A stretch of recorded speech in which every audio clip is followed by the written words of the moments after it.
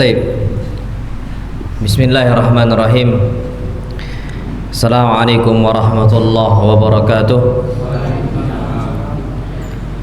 Alhamdulillahi wassalatu wassalamu ala rasulillah. Hayyakumullah wa bayyakum wa saddadanillah wa iyyakum al-khairi wal huda mahayyina. Wa as'aluhu bimannihi wa karamihi ayaj'alani wa iyyakum min ahli al-'ilmi wal qur'ani tadabbur wa fiqha innahu ala kulli syai'in qadir wa bil ijabati jadir. Taib. Ayyuhal ikhwatul kiram, kita alhamdulillah dapat Allah Subhanahu wa taala perjumpakan kembali setelah lebaran. Walhamdulillah, enggak kerasa sudah selesai Ramadan. Dan alhamdulillah Allah kasih nikmat kita bisa kembali ke majelis ini. Taib, kemarin kita terakhir sudah bahas tentang masalah fikih nikah dan fikih talak. Dan kemarin kita bahas tentang masalah kitab 40 kiat agar kita menjaga keharmonisan rumah tangga kita. Tapi qadarullah tadi ana baru dapat pesanan, katanya ikhwah-ikhwah minta akidah. Anda tahu, nanti antum mencoba musyawarahkan. Kalau memang akidah, kita ganti kitabut tauhid. Itu penting sekali. Kalau memang mau akidah ya, nggak ada masalah, bebas sana. Kita bahas kitabut tauhid dari penjelasan banyak para ulama, dan itu sangat penting ana rasa. Tapi kalau seandainya memang mau dibahas ini sampai terakhir juga nggak ada masalah. Jadi bebas saja, terserah antum, karena memang antum yang butuh istilahnya ilmunya. Kalau antum memang butuhnya Ustaz anak akidah, na'am taib, kita akan bahas akidah. Jadi nanti tinggal diputuskan sama ketua DKM saja, sama ikhwah-ikhwah ini, antum yang tentukan, nanti kabarkan ke ana. Taib. Ayyuhal ikhwatul kiram, tapi untuk saat ini kita masih membahas tentang masalah kiat-kiat agar harmonis rumah tangga kita. Kita kemarin sudah bahas tentang masalah talak. Banyak sekali permasalahan-permasalahan yang akan timbul ketika rumah tangga kita udah mulai kering, dan itu akan kita banyak jumpai. Dan Masya Allah Tabarakar Rahman, ternyata Allah Subhanahu wa taala dan juga Nabi kita Muhammad sallallahu alaihi wasallam memberikan untuk kita kiat-kiat agar terus terjaga ini rumah tangga kita. Karena ana wallahi yakin, seyakin-yakinnya awal nikah adem aja 1 hari 2 hari, tengok 3 harinya, tengok 1 bulannya, tengok 2 bulannya, itu akan banyak sekali permasalahan rumah tangga yang akan terjadi. Itu kata para ulama, bisa sekali keributan terjadi ketika kiat-kiatnya itu nggak dijaga oleh mereka. Makanya di sini insya Allah Subhanahu wa taala ana akan membahas kiat-kiat yang bisa melanggengkan rumah tangga kita. Taib, ayyuhal ikhwatul kiram. Di sini para ulama membuat 40 poin. Poin yang pertama, mereka mengatakan dawam al-muhafadzah 'alan nadhafah. Terus menerus kita itu berusaha menjaga tubuh dan pakaian kita bersih. Dan ini mungkin kita lihat kayaknya terlalu remeh gitu ya. Tapi ternyata wallahi la ya ikhwah. Ayat yang pertama turun setelah surat Al-Alaq, perintah Nabi kita, perintah Allah Subhanahu wa taala untuk Nabi kita Muhammad SAW, yang termasuk awal-awal adalah wa thiyabaka fatahhir. Adapun baju engkau maka bersihkanlah. Wallahu taala alam, memang kita ini ketika mendapati kondisi-kondisi tubuh kita enggak kita jaga, jangankan manusia, malaikat terganggu tidak terganggu. Syukran jazakallahu khair.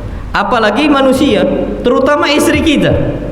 Sebaliknya, istri ketika nggak bisa menjaga, suaminya akan terganggu.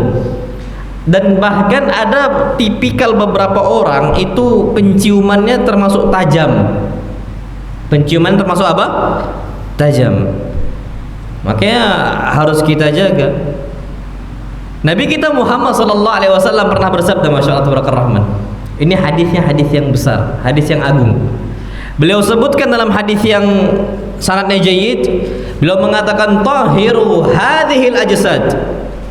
Bersihkanlah tubuh kalian ini, bersihkan. Mau laki-lakinya mau perempuannya, tubuh kalian bersihkan. Tahharakumullah, semoga Allah membersihkan jiwa kalian.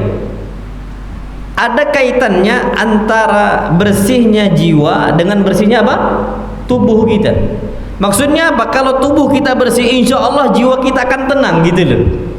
Allah yang akan membersihkan jiwa kita kalau tubuh kita bersih. Bahkan Nabi SAW mengatakan fa innahu laisa abdun yabitu lailan tahira.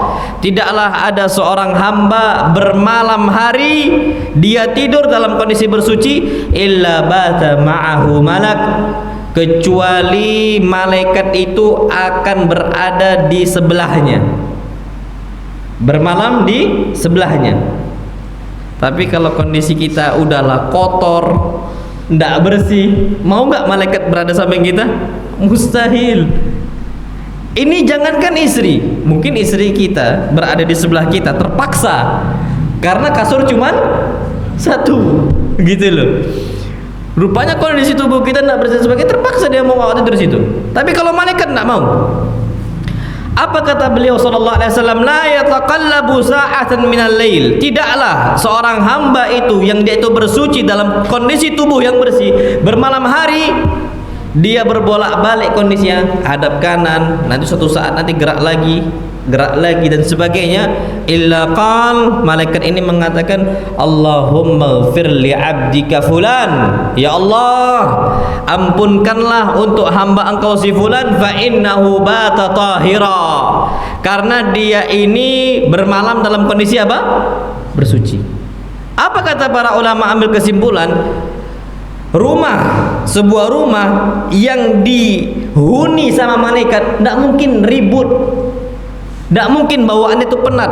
Rumah, kenapa sering bertengkar suami istri?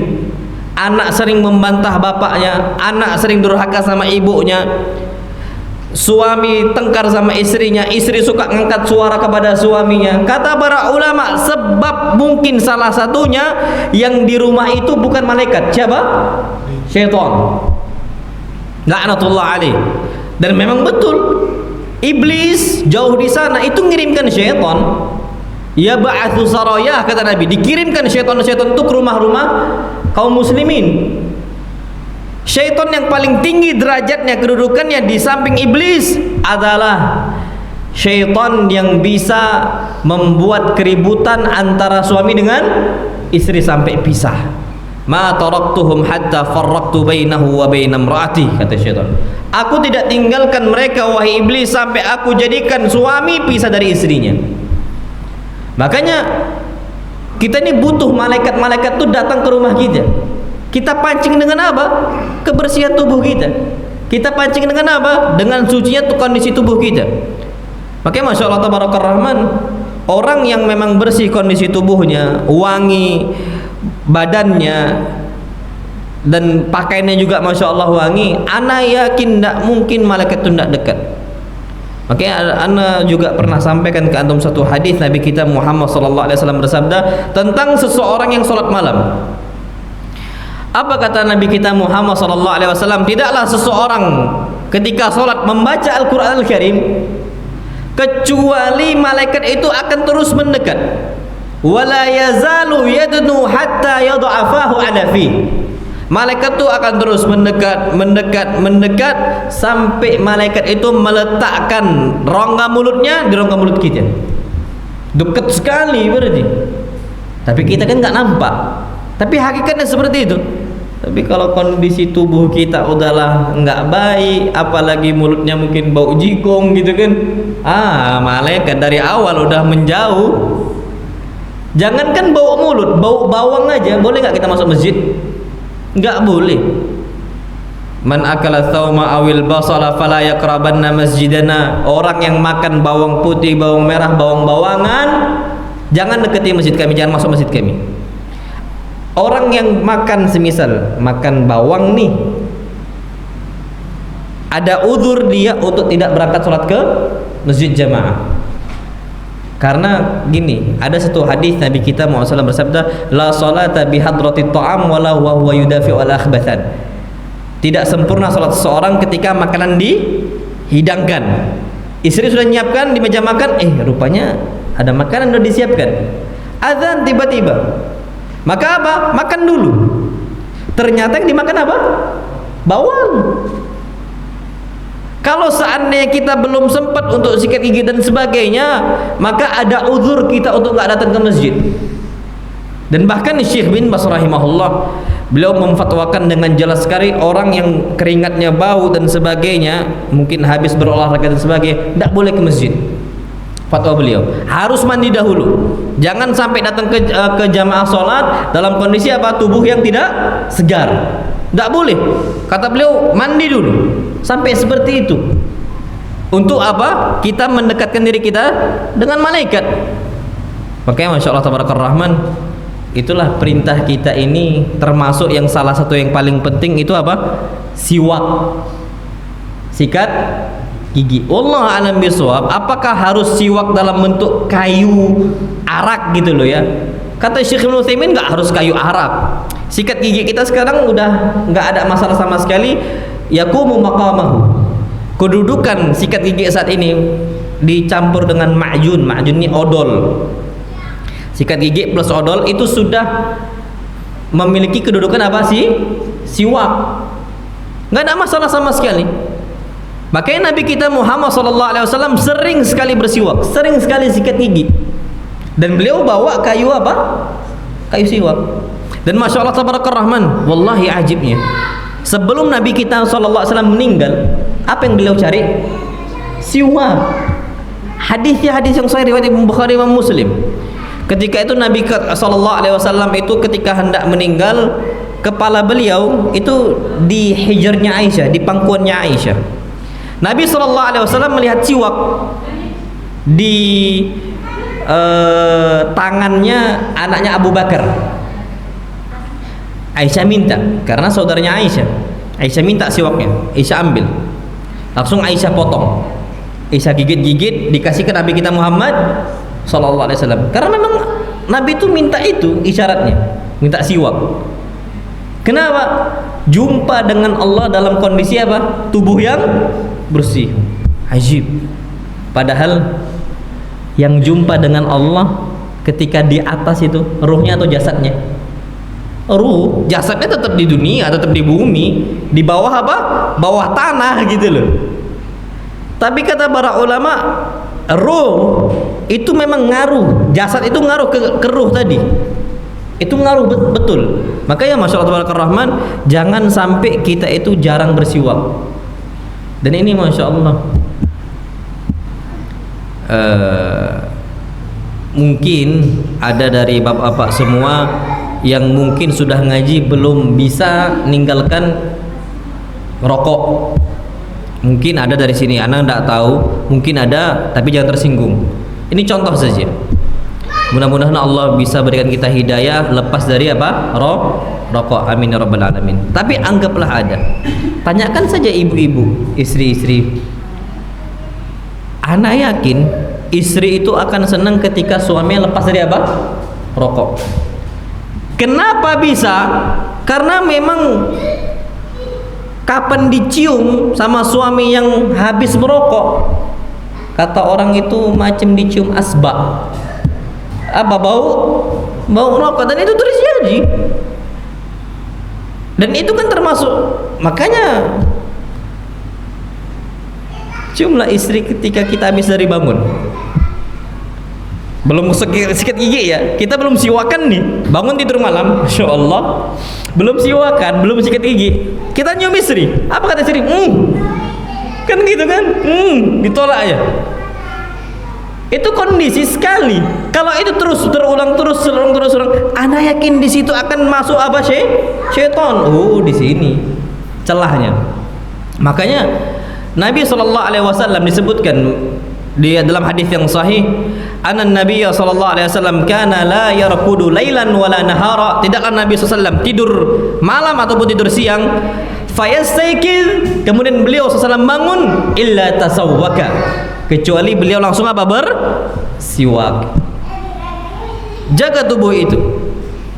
Makanya Masya Allah Tabarakallah Rahman, hadis yang sahih dikatakan oleh Aisyah, ketika Aisyah itu ditanya, ya Aisyah, wahai Aisyah, bima bada'a Rasulullah SAW idza dakhala baitah. Nabi SAW pertama kali yang beliau kerjakan ketika masuk rumah apa? Apa jawaban Aisyah radhiyallahu ta'ala anha? Kana Rasulullah sallallahu alaihi wasallam idza dakhala baitahu bada'a bis-siwak. Nabi SAW kalau pertama kali masuk rumah, sebelum itu pertama kali yang beliau kerjakan apa? Siwakan. Apa kata para ulama? Karena ketika masuk rumah, beliau pertama kali ngapain? Cium istri Aisyah. Kita kalau sekarang masuk rumah cium istri, apa kondisi istri? Kenapa? Bau karet mungkin kan? Karena kita nako. Berarti apa? Mandi dulu. Masuk rumah nggak usah deketin, mandi dulu. Habis mandi cium. Dan itu Masya Allah Tabaraka Rahman dikerjakan oleh Nabi kita Muhammad SAW. Setiap kali hendak keluar rumah sama. Apalagi setiap sholat. Beliau dikatakan oleh Aisyah, kana Rasulullah SAW idza kharaja ila salati qabbala ba'dha azwajihi. Nabi SAW kalau keluar rumahnya untuk sholat 5 waktu lu ya, karena Nabi sholat 5 waktu berjamaah di masjid. Kalau sallallahu alaihi wasallam, kalau Nabi kita Muhammad SAW kharaja ila salat, keluar untuk sholat, qabbala ba'dha azwajihi, beliau mencium apa? Istri-istrinya. Makanya kita ini kadang-kadang rusak rumah tangga itu karena tidak pernah nyium istri. Jadi istri itu wanita, main perasaan. Ini kayaknya nih kakak suami saya atau kakak ini kayaknya nggak cinta lagi sama adik. Kenapa? Males cium adik katanya. Main perasaan kan gitu. Sikit-sikit perasaan kayaknya kayak Allah. Tapi kalau 5 kali sehari, waduh, udah macam wirid aja. Cium istri. Ana yakin nggak akan suudzon. Ana yakin nggak bakal apa? Suudzon. Apalagi sebagian di tempat kita ini, wilayah di Prabu ini, mungkin ada yang kerjanya manda. Manda itu kadang-kadang 2 pekan kerja, pulang semisal 1 pekan. Selama 2 pekan nggak jumpa, pas jumpa sepekannya nggak pernah cium, keluar juga nggak pamit, la salamu wala kalam, balik pun la salamu wala kalam. Na'udzubillah. Itulah akhirnya keretakan itu terjadi. Makanya Allah alam bisawab, kata para ulama, disitulah yang perlu harus kita perhatikan. Taib. Disebutkan di sini, seseorang itu terkadang tidak menjaga mulutnya, tidak menjaga kondisi tubuhnya, itu bisa jadi ada beberapa faktor. Disebutkan di sini, pertama apa? Karena rasa malas. Ada orang, dan ana wallahi ana dapatin itu sendiri di kalangan mana? Santri. Ada santri yang bawaannya bersih, ada santri yang bawaannya apa? Memang nggak bersih, malas. Ana pernah sholat subuh, samping itu santri. Pas sujud, Masya Allah, Subhanallah, bau apa? Mulut. Itu kondisi belum ada istri. Ana tidak terbayang kalau ada istrinya. Kalau senyum itu santri, giginya memang kuning, memang jarang apa? Sikat gigi.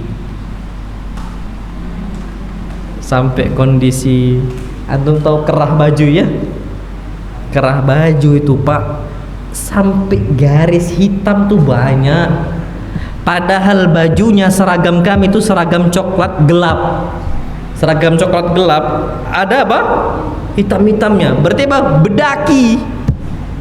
Gak dicuci. Udah dicuci. Gak mungkin. Kan dipanggil santri-santri itu, diambil baju-baju yang kotornya, na'udzubillah.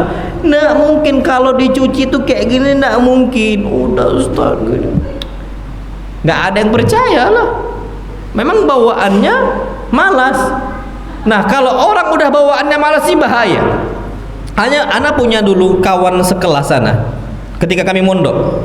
Antum tahu Pak, nyuci baju ini na'udzubillah ya, kalau udah dari kecil ke bawah malas, takutnya sampai tua akan ke bawah apa? Malas. Nyuci baju kami itu kan ya mandiri ya, nggak ada laundry zaman dulu. Mana ada pondok pesantren laundry. Sekarang aja baru ada pondok ngelondri. Nah dulu nggak ada kami. Akhir-akhir aja pondok baru ada laundry. Makanya pondok kami nggak ada laundry. Orang berduit itu ada wali santri, Ustaz kami mau laundry, nggak boleh, harus mandiri. Jadi dulu kami, masya Allah tabarakallah, ada salah satu santri, kawan kami sekelas, satu asrama juga. Kalau nyuci, kami kan biasanya direndam baju itu sama deterjen, kami biarkan selama setengah jam, 30 menit, baru kami cuci. Ini direndam berapa lama? Seminggu, sampai bebelatung. Allahu Akbar. Itu ada cuman di santri. Harusnya orang yang paling bersih siapa? Santri, karena dekat dengan agamanya. Tapi enggak juga. Sampai anak mikir ini gimana? Sampai bebelatung gitu. Naudzubillah. Sampai kapan diangkat bajunya itu udah nggak tahu, baunya itu bau sekali. Sampai anak, ya Allah Akbar. Itu sampai yang bisa menyelamatkan dia cuman istrinya. Sampai akhirnya alhamdulillah dapat istri yang bersih. Alhamdulillah dapat istri yang bersih. Tapi kondisinya nggak lama cerai juga. Nggak tahu ada kenapa cerai. Baru nikah berapa tahun cerai, nggak nyampe 2 tahun, nggak nyampe cerai. Mungkin sulit kondisi kayak gitu. Na'udzubillah. Itu terjadi, Pak. Makanya kondisi kita itu, tubuh bersih itu berpengaruh. Ana nggak tahu ya, Ana tuh lihat videonya Ustaz Khalid Basalamah. Beliau ngomong gini, laki-laki itu, ibu-ibu, hidung tuh sensitif, kata beliau. Kalau anak pribadi kapan mendapati orang bau tubuhnya, anak itu berat sekali, kecium sama anak. Beliau tuh memang hidupnya bersih sekali. Makanya wajar istri beliau berapa? 4. Kalau kita mungkin akhwat tuh nggak mau sama kita. Kalau beliau sekali nawarkan diri, siapa yang nolak kan gitu. Orang bersih, berduit dan sebagainya, berilmu dan sebagainya, wajar lah. Kalau kita ngelamar akhwat, ampun kan gitu. Tapi kalau beliau masya Allah ngaruh gitu loh. Jadi pertama yang perlu kita ketahui, kadang-kadang orang itu enggan untuk menjaga tubuhnya karena faktor apa? Faktor malas. Ini ada doanya. Doanya itu apa? Allahumma inni a'udzubika minal kasal. Ya Allah, aku meminta kepada Engkau perlindungan dari rasa apa? Malas. Pak, antum dapatin istri malas, kesel nggak? Ana yakin, Pak. Wallahi kalau ada akhwat nyuci malas, nyuci piring malas, nyapu malas, ngepel malas, ana yakin suami ngedumel. Ada cerita ikhwah kita, bukan di pulau seberang, di Prabu Muli sini. Cerita, Ustaz, ana habis kerja pulang rumah berantakan, piring sampai ana mau makan nggak tahu lagi pakai piring yang apa. Kenapa? Piring semua masih kotor. Ana pulang ke rumah kerja, pulang sore itu jam 5, ana masih harus nyapu, masih ngepel dan sebagainya. Sampai ana nyuci baju sendiri. Loh, ana bilang, antum ada istri, akhi? Ana canda, ana tahu dia ada istri.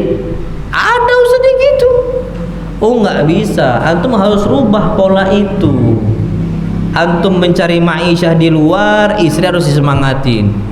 Ana bilang, kalau kita dapatin istri yang kotor gimana? Iya, saat anak itu jumpa aja sampai, ya karena anak-anak masih kecil 2 katanya. Jadi kadang-kadang tuh kotor, istri tuh tidak tergerak untuk membersihkan.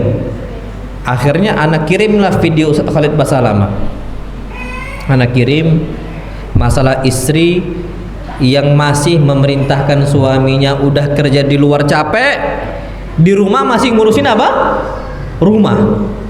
Dikasih ke istrinya. Apa kata beliau? Alhamdulillah istri anak udah berubah Ustaz sejak antum kirim video itu. Berarti kan ngaruh, Pak. Ngedumel suami itu ngaruh. Makanya ibu-ibu nih harus diperhatikan, Bu. Kalau seandainya kondisi itu nggak terjaga, Jangan sampai. Makanya kata beliau yang kedua di sini, pengaruh kenapa kadang-kadang orang itu nggak bersih, kultur. Mungkin ya, bisa jadi dia ini dulunya anak wong kaya yang nggak pernah nyapu, nggak pernah ngepel, nggak pernah nyuci baju. Akhirnya semua harus membantu. Itu harus dipelajari. Makanya yang perlu yang kita perhatikan itu kalau sudah sampai ke batas itu, itu udah batas yang tidak wajar. Hatta orang kaya mau nggak mau tetap harus belajar gitu loh. Harus apa? Belajar. Itu kata para ulama. Kita harus jaga tubuh kita dan juga jaga badan kita. Wallahu a'lam bissawab. Baik. Kemudian yang berikutnya, yang kedua, di sini disebutkan harus berpenampilan rapi. Minimal tuh kalau keluar usahakan jangan sampai pakai baju bolong, rapi. Ada cuman itu tambal. Nabi SAW tawadhu, bukan, tapi orang tuh banyak yang salah mengartikan tawadhu dan zuhud. Sebagian orang menyatakan zuhud tuh harus compang-camping. Enggak, zuhud itu tetap rapi. Dunia tetap dijaga. Harus seperti itu. Makanya disebutkan, Masya Allah Tabarakar Rahman, Nabi SAW kata Aisyah, beliau jahit baju sendiri ketika di rumah. Jadi ketika beliau di luar, nyampe rumah, Aisyah lagi sibuk di rumah, beliau bisa bantu, beliau bantu dengan menjahit ketika itu. Jadi nggak dibiarkan apa? Bolong, nggak dibiarkan oleh Nabi kita Muhammad SAW. Dan kita kalau mencari manusia yang paling rapi dengan kondisi keterbatasan, cuma Nabi kita Muhammad SAW. Rapi, bajunya putih. Kita ambil kondisi saat ini, warna baju yang paling mudah kotor warna apa? Putih. Tapi kebiasaan Nabi kita Muhammad SAW pakai baju warna putih, sampai Nabi perintahkan ilbasu min thiyabikumul bayat wa kaffinu fihi mautakum, kalian pakailah baju warna putih. Padahal beliau SAW tinggal di mana? Padang pasir tahulah. Bukan macam kayak di kita, padang pasir mungkin kotor dan sebagainya, kalau udah ada angin dan sebagainya, kita tahu itu. Tapi ternyata beliau SAW tidak pernah dijumpai sama sahabatnya dalam kondisi kotor, tidak pernah SAW. Bersih, baju putih. Wa kaffinu fihi mautakum, kafani mayat kalian dengan baju yang dengan kafan yang warna apa? Putih. Bersih SAW. Jadi rapi. Bahkan Nabi kita Muhammad SAW disebutkan dalam sebuah riwayat, ya, riwayat Ad-Dailami. Beliau mengatakan igsilu thiyabakum, cucilah baju kalian. Wa khudhu min syu'urikum. Ini kata beliau. Wa khudhu min syu'urikum, cukurlah rambut kalian. Kalau kita Masya Allah Tabarakar Rahman, rambut itu panjang, berantakan enggak? Berantakan. Sampai anak dulu tuh pernah rambut panjang, istri aku ngomong, "Bang, potong nih rambut." Enggak ah, mau sampai sebahu. Apa kata istri anak? Abang tuh mudir. Mudir itu dicontoh sama anak-anak santri. Anak itu milih, oke, kalau abang nggak panjang, abang botak. Anak ngomong. Istri anak enggak. Istri anak nggak mau pak botak anak itu. Karena dia anggap kalau anak botak dia lucu gitu loh. Makanya pernah santri semua dibotak. Pas kami naik motor, apa kata istri anak? Bang, di pondok kita ini banyak Upin Ipin katanya. Banyak apa? Upin Ipin. Nah, istri anak tuh agak lucu kalau lihat botak tuh lucu. Tapi anak sukanya kalau nggak panjang sekalian, kalau pendek ya pendek sekalian gitu. Tapi Nabi SAW mengatakan kalau rambut kita panjang ternyata berantakan, apa kata beliau? Khudhu min syu'urikum. Ya sudah, ambil rambut itu dirapikan. Berarti kan di sini banyak nggak Pak kondisi kita jumpai orang rambut panjang berantakan?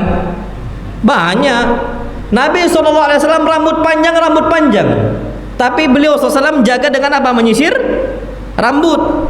dengan mulai dari yang kanan. Ini hadisnya hadis Aisyah. Biasa Nabi SAW itu nyisir rambut. Bahkan yang nyisir nanti kita sebutkan secara khusus. Yang nyisirkan langsung tuh Aisyah. Kuntu urajjilu sya'ran Nabi sallallahu alaihi wasallam. Aku nyisir rambut Nabi sallallahu. Jadi yang nyisirkan apa? Aisyah. Antum pernah enggak Pak disisirin rambut antum oleh istri sendiri?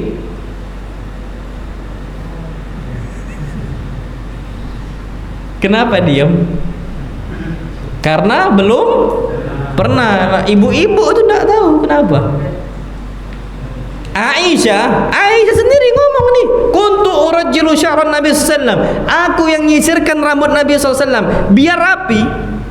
Dan itu ngaruh di istri kita. Nah, ibu-ibu ini nggak tahu juga kenapa nggak mau nyisirkan rambut suami. Padahal itu kondisi Aisyah. Wa tazayyanu, kata beliau, berhiaslah kalian, berhias. Jadi Pak, kalau bisa pakai hiasan kita, pakai jubah-jubah yang rapi, pakai semisal koko-koko yang rapi, gamis-gamis yang rapi. Wa tanazzafu, bersihkan. Fa inna bani Israil lam yakunu yaf'aluna dzalika fazanat nisa'uhum. Masyaallah. Banu Israil, istri-istri mereka bisa berzina sebabnya suami mereka tidak berhias. Insyaallah.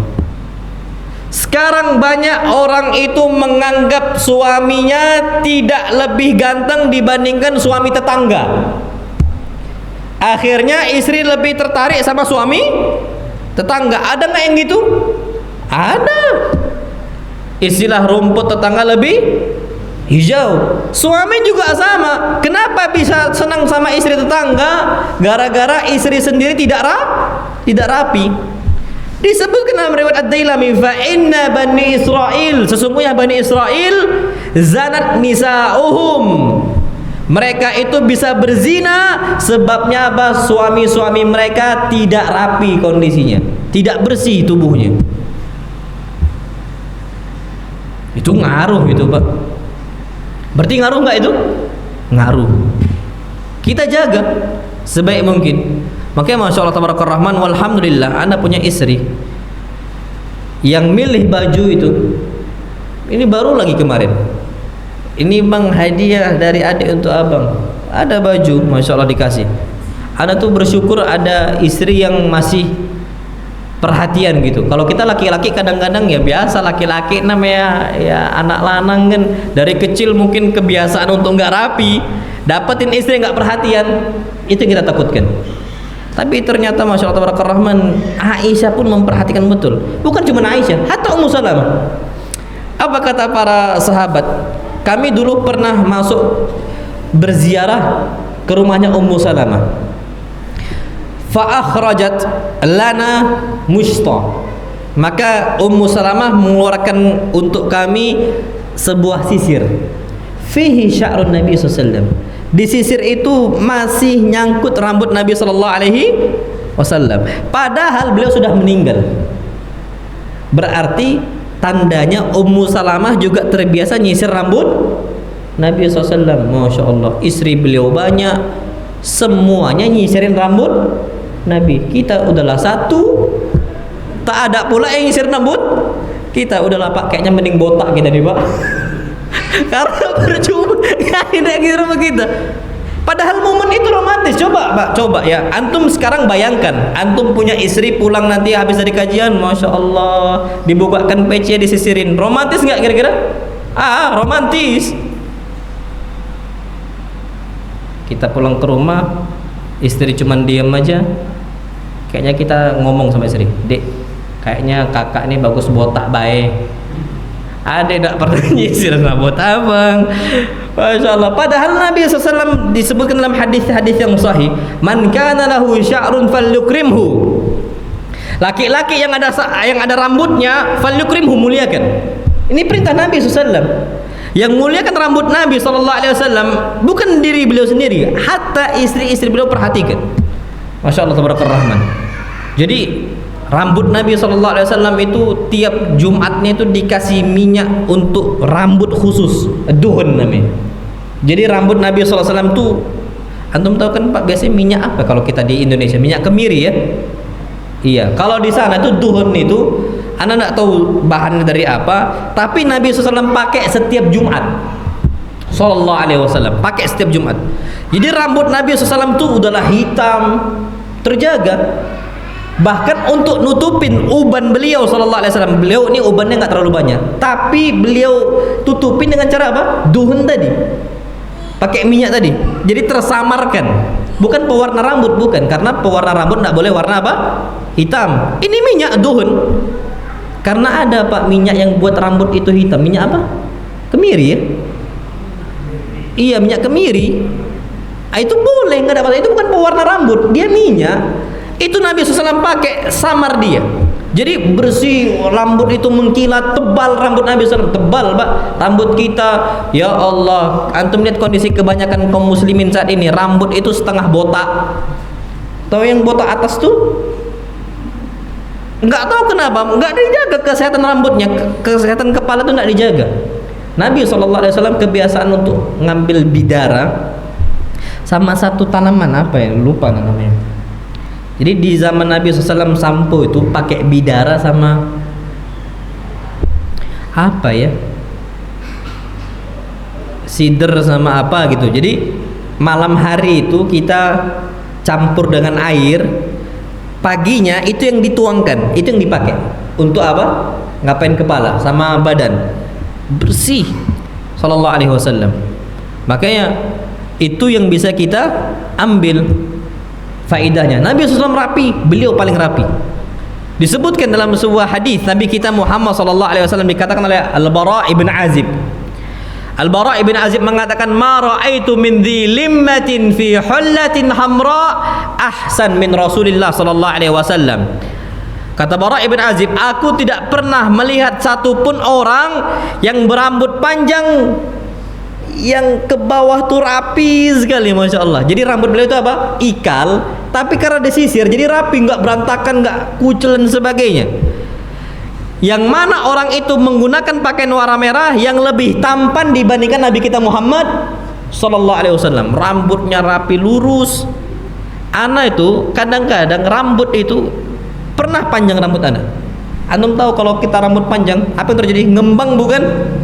Ngembang, nggak terarah gitu, rambutnya itu kemana-mana. Nabi SAW rambutnya panjang hadwal mankibain, sampai ke pundak Nabi SAW. Tapi apa kata Bara ibn Azib? Dhi limmatin fi hullatin hamra. Rambut beliau SAW itu terurai rapi ke bawah, berarti disisir, pakai baju warna merah Sallallahu Alaihi Wasallam. Makanya ketika dikhilafkan boleh nggak pakai baju warna merah, ada larangan Nabi SAW nggak boleh pakai baju warna merah. Tapi ternyata di hadis Tirmidzi ini, hadis sahih, beliau pakai baju warna apa? Merah. Wallahu alam. Jadi yang kata para ulama digabungkan hadisnya, yang nggak boleh itu ketika warna merah yang al-ahmar al-khalis, baju merah yang murni merah, tidak ada campuran apapun. Kalau ada hitamnya, jadi merah campur hitam campur putih, atau merah campur kuning, atau merah campur biru, boleh. Tapi kalau murni merah, wallahu alam, itu tidak dibolehkan. Tapi ulama lain mengatakan nggak apa-apa murni merah, hukumnya nggak sampai ke derajat apa? Haram, karena Nabi pakai sendiri. Nah gitu dia. Jadi khilaf para ulama mereka bagaimana menggabungkan hadis tersebut. Tapi wallahu alam bisawab, ana condong kepada yang mengatakan warna merah nggak ada masalah, tidak sampai ke hukum apa? Haram, nggak ada masalah. Nah, tapi wallahu alam bisawab. Itu disebutkan oleh para ulama. Jadi Nabi SAW kondisi rapi betul, beliau itu rapi sekali. Disebutkan di sini yang biasa membuat orang itu tidak rapi penampilannya karena apa? Kesibukan kerja, syughul. Orang kalau udah sibuk kerja biasanya nggak perhatian lagi, pulang ke rumah kondisi berantakan, pulang sudah. Apalagi kondisi kita Pak, mungkin di sini itu kan kondisi lapangan ya, itu kadang-kadang tidak rapi dan sebagainya. Kalau tempat kebun-kebun ya nggak ada masalah, nggak rapi ya sudah, pakai baju-baju yang kemarin macam kayak tukang.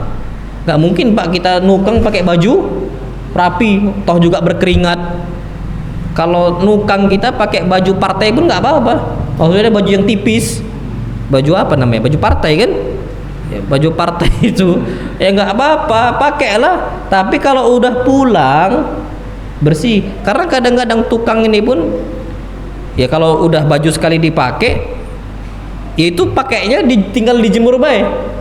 Besok kalau datang diganti pakai baju yang dijemur kemarin, udah gitu aja tukang. Kalau saatnya kerja di situ nggak ada masalah. Tapi kalau sudah pulang, jangan pula jumpa sama istri pakai baju yang dijemur tadi diganti.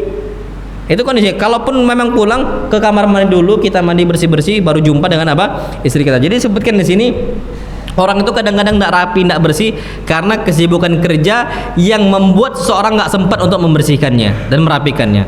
Wallahu alam bissawab. Taib.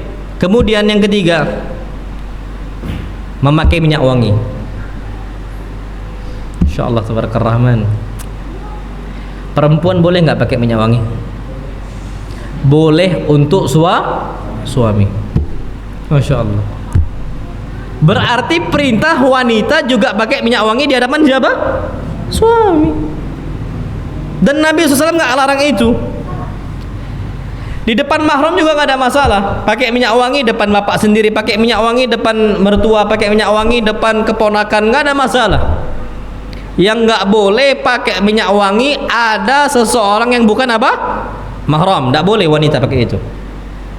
Tapi ternyata Nabi kita Muhammad SAW memerintahkan wanita untuk pakai minyak wangi khusus untuk apa? Suaminya sama mahram-mahram yang lain, bersih gitu loh. Sampai Nabi SAW mengatakan khairu tibin nisa, sebaik-baik parfum wanita adalah ma zahara launuhu wa khafiya rihuhu, yang baunya itu samar, warnanya pekat. Apa kata para ulama? Berarti di sini wanita juga pakai apa? Parfum. Nah kita ini masya Allah tabarakar rahman. Ya kalau antum semua kan udah punya istri semua. Kalau istri itu pakai minyak wangi, segernya masya Allah. Yang kasihan nih kalau kondisi orang mendapati istrinya bau ketiak. Bau ketiak campur apa? Terasi. Orang Medan ngomong belacan. Campur belacan, terasi, bau bawang, campur keringat habis. Satu tempat itu sudah. Jadi pernah candaan aja loh, ini candaan santri. Jadi ada dulu karyawan di pondok kami itu masak pakai singlet, keringat semua, pakai singlet. Itu santri nengok, itu masak pakai singlet, kalau keringat jatuh gimana? Itu kebayang sama santri itu udah agak gimana, padahal cuma keringat aja. Dicandain sama kakak kelas. Oh itu memang fungsinya. Kalau masak bakso, diginiin sep. Itu apa yang buat apa adonan masaknya katanya, penyedap rasa katanya. Dicandain sama kakak kelas. Itu kebayang sama kita kan nih, gimana gelik-gelik gitu kan. Itu kondisi laki-laki aja kalau kita kebayang nggak jadi makan gitu. Ini kondisi perempuan. Makanya pakai minyak wangi kondisi itu memang perintah Nabi kita Muhammad SAW. Jadi tapi juga yang perlu kita ketahui, kalau pakai minyak wangi, pakailah minyak wangi yang layak gitu loh. Maksudnya bukan sembarang minyak wangi. Kita pakai minyak wangi, cari yang untuk laki-laki, bukan untuk perempuan. Ada orang dulu ketika santri, masya Allah, pakai minyak wangi. Ada dulu tuh merek Al Rehab, antum tahu ya? Merek Al Rehab. Ada baunya namanya syada. Itu bau perempuan itu. Antum nanti coba cek di marketplace, adalah mau Shopee, mau toko oranye, toko hijau. Antum cek, antum buka gitu loh ya. Antum cari Al Rehab syada. Kalau antum mau beli untuk istri itu Pak, zen sekali. Untuk istri lo ya. Tapi dipakai untuk laki-laki nanti pula agak ngondek pula kan gitu. Ada dulu santri pakai itu, ngaruh ke perbuatan dia. Nggak tahu kenapa kok dia suka minyak wangi itu. Itu kalau ngambil pena, tahu kan? Ana nggak tahu, memang agak ngondek ke kayak gitu dia orangnya. Pakai parfum kayak gitu, coba pakai yang lanang gitu loh, yang laki, wangi sultan, wangi silver atau silver stone, jantan gitu loh, ud semisal, laki gitu. Ini pakai syadha, bau apa? Bau perempuan kan gitu. Dan ini pernah diingatkan oleh Nabi kita Muhammad sallallahu alaihi wasallam dalam sebuah hadis riwayat Ibnu Abi Syaibah. Diingatkan oleh Nabi. Jadi kondisinya disebutkan di sini dari Ya'la ibn Murrah. Qal, apa kata Ya'la? Marartu ala Rasulillah sallallahu alaihi wasallam wa ana mutakhalliqun bizza'faran. Ya'la ibn Murrah mengatakan, aku pernah melewati Nabi sallallahu alaihi wasallam ketika itu aku pakai minyak wangi. Minyak wangi apa?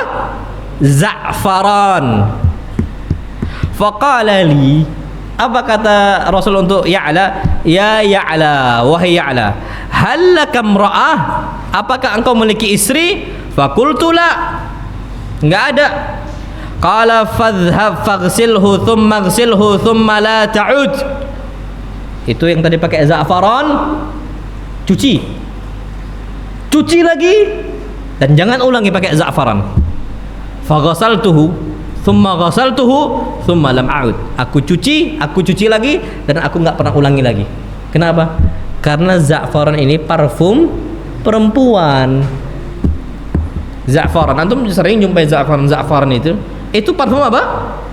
Perempuan. Za'faran itu parfum nggak cocok untuk laki-laki, dipakai sama Ya'la ibn Murrah. Apa kata Nabi? Cuci. Makanya dikira Nabi za'faran ini, minyak wangi, punya siapa? Istrinya. Rupanya masih jomblo. Oh, azan dia. Nah, rupanya masih apa? Masih jomblo, masih nggak ada istrinya. Oh, berarti memang dia salah pilih minyak wangi kan gitu. Maka apa? Cuci lagi baju engkau, jangan ulangi. Nah, kita juga bisa seperti itu untuk milih parfum yang terbaik. Nama Allah. Ini kita azan. Fadal, azan dulu.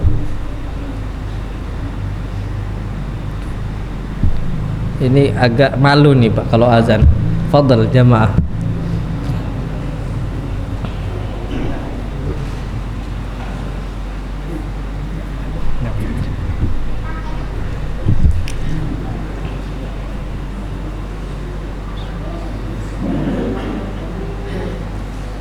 Allahu Akbar,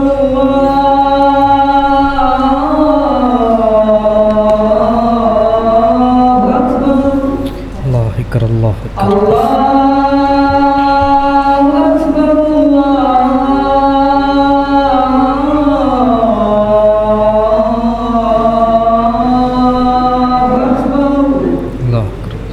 Asyhadu an la ilaha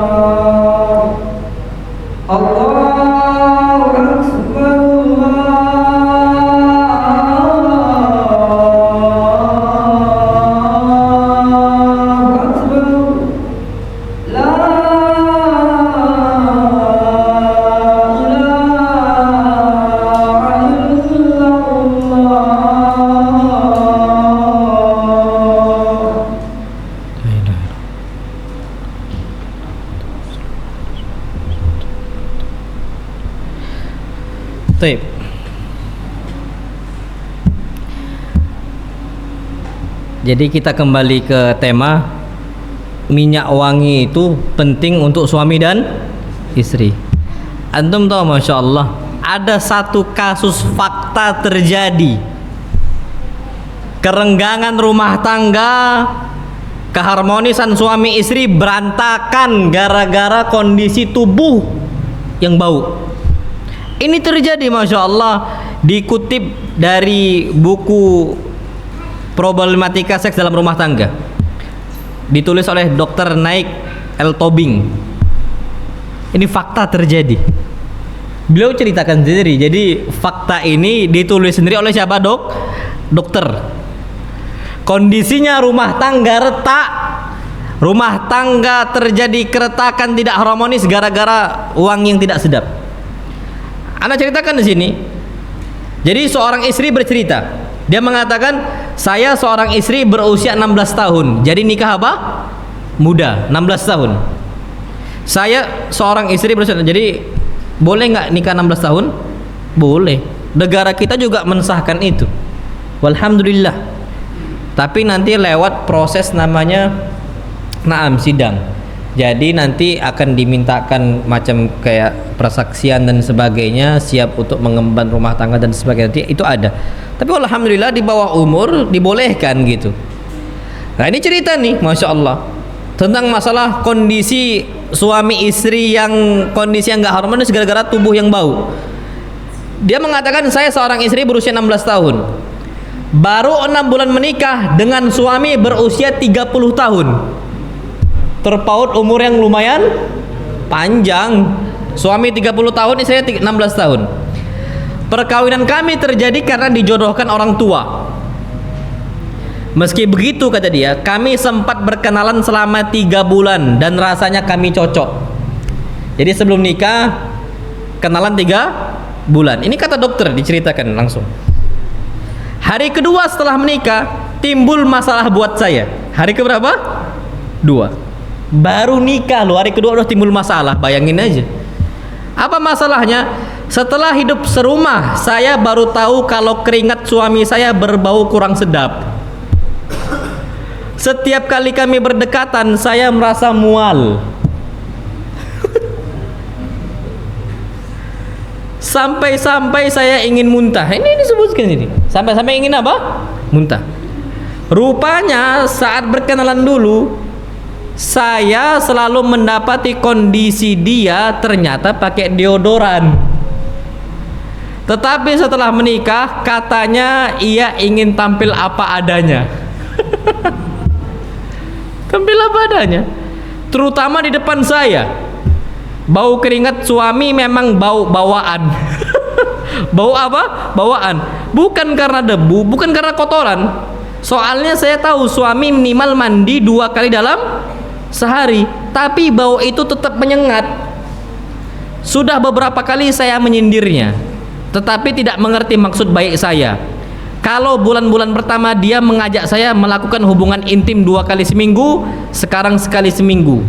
Sejak menikah, saya memang tidak bisa menikmati kebersamaan kami. Setiap dekat saya ingin muntah dan gairah seksual saya langsung lenyap. Mungkin sikap saya yang kurang manis membuatnya tersinggung. Saya sedih dan khawatir. Saya takut kalau perkawinan kami jadi berantakan. Apa yang harus saya lakukan? Apakah saya harus menerima keadaan suami meskipun saya tersiksa? Dikutip dari buku Problematika Seks dalam Rumah Tangga halaman 48 oleh Dr. Naik L. Tobing. Itu bukan kisah di luar, kisah di negara kita sendiri. Kita berapa kali berhubungan badan sama istri? Kali seminggu sekali. Mungkin sama kayak gini kasusnya.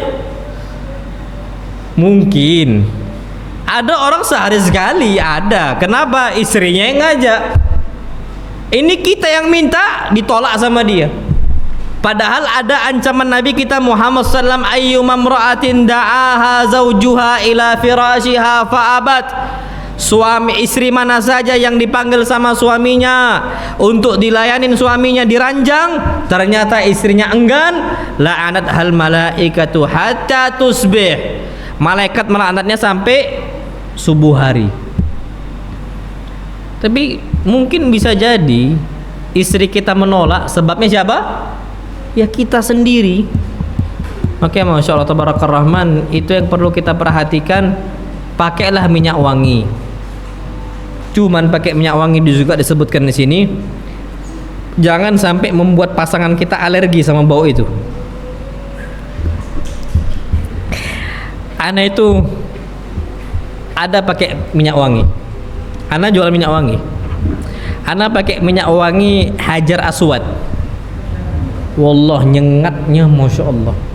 Tapi kalau Ana senang. Umi Ana lewat Ana, katanya. Nak, jangan pakai minyak wangi ini, nak. Apalagi kalau di mobil. Simpen dulu, kata Umi Ana. Akhirnya Abi Ana tuh seneng Hajar Aswad, tapi tidak pernah dipakai. Nak, yang lain nak, kalau ngasih jangan Hajar Aswad. Kenapa? Kecium sama bunda. Ana manggil Umi itu bunda. Kecium sama bunda, mual. Betul, Ana lewat aja. Katanya. Memang. Nah, kalau bisa kita pakai minyak wangi, jangan sampai yang buat yang sepasangan kita nggak sedap. Makanya kalau kita mau beli minyak wangi, tanyakan, Dek, suka nggak wangi ini? Wih, Masya Allah, senang bang. Sudah pakai. Istri Ana Hajar Aswad senang. Mungkin hidungnya udah, saking hidungnya sudah keseringan nyium minyak wangi, Hajar Aswad yang kenceng pun biasa mah. Wangi ud itu. Istri Ana nggak ada mau mau ud yang pekat, mau ud yang masih batas wajar. Istri Ana suka semua. Sampai ada namanya itu dahan ud. Dahnul ud itu ud yang betul-betul kental. Istri Ana biasa aja deh. Mungkin karena hidungnya udah apa? Udah kebiasaan nyium minyak wangi, karena memang dia tugas dia, memang kerjaan dia sehari-hari. Jadi udah biasa.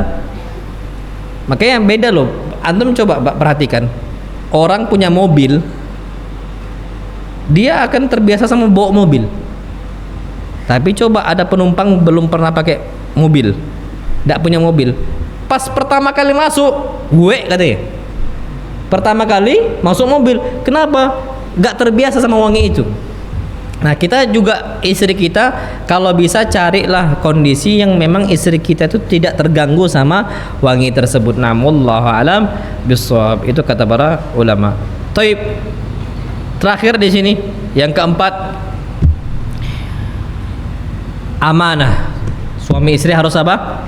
Amanah. Amanah dalam bentuk apa? Wallahu alam, dalam bentuk harta amanah, dalam kehormatan diri amanah.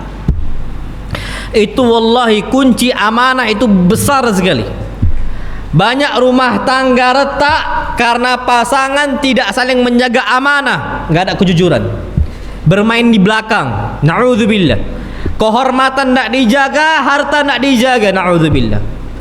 Terjadi keretakan gara-gara itu, keributan gara-gara itu. Makanya Nabi kita Muhammad SAW mengasih kunci nih.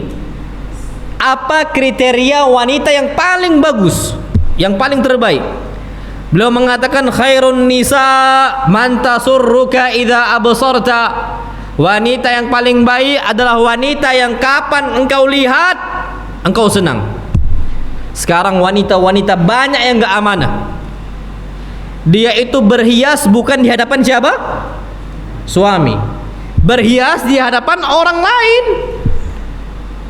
Lihat aja istri-istri orang awam. Pakai make up kapan mau kondangan. Di rumah, nggak ada berhias, nggak pakai make up. Sayang make upnya takut habis. Takut habis tapi dipakai pas keluar. Kalau umat Islam dibalik, keluar normal saja, wajar-wajar saja. Tapi di rumah kasih yang terbaik untuk suami. Itu amanah itu. Sekarang bapak-bapak, istrinya gimana? Berhias tuh kalau di rumah untuk suami atau ketika kondangan keluar? Anak nggak naik bapak-bapak lah, nanya ibu-ibu ya, ibu-ibu. Dua macam ya? Oh, tiga gimana Pak? Tiga macam gimana?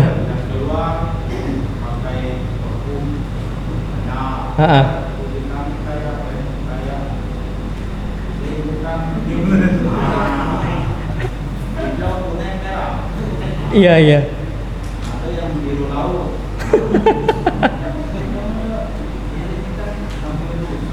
Tapi udah ngaji belum itu Pak ya? Oh, kalau udah ngaji ada nggak kayak gitu? Alhamdulillah nggak ada. Itu harus dirubah. Jangan sampai kadang-kadang na'udzubillah itu ndak amanah. Ini kata Nabi SAW sendiri. Wanita yang amanah, yang terbaik adalah allati tasurruka idza absarta ilaiha, yang membuat engkau tuh bahagia kalau engkau tengok, bukan ketika orang lain nengok. Makanya terjadi perzinaan, terjadi perselingkuhan. Sebabnya apa? Wanita sengaja berhias di luar rumah. Di rumah enggak. Kemudian apa? Wa tuti'uka. Wanita yang paling baik yang taat sama suaminya. Sami'na atau itu amanah itu. Ini kadang-kadang suami memutuskan sebuah perkara, jangan bang, jangan cak itu.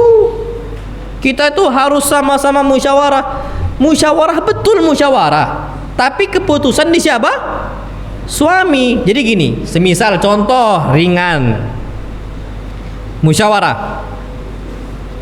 Dek, anak kita mau kita sekolahkan di mana? Pondok mana? Adik kira-kira maunya pondok mana?